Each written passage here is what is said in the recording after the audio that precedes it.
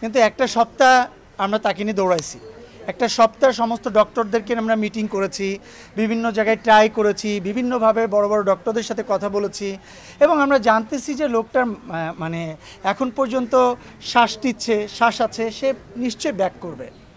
কিন্তু একটা মুহূর্তে গিয়ে দেখলাম যে একটা সপ্তাহ লাইফ সাপোর্টে থাকার পরও তাকে আমরা অনেক আছে না লাইফ সাপোর্টে থাকার পরেও ব্যাক চলে আসে, হয় না এরকম কিছু। আমরা মনে করেছিলাম যে হয়তো তানিন ব্যাক আসবে। ওটা বেজে গেছে, ওকে জানেনি, কিন্তু আমার আরও ফ্রেন্ড শিপন জন থেকে শুরু করে আরও ফ্রেন্ডরা সব হুট করে বাসায় চলে আসছে।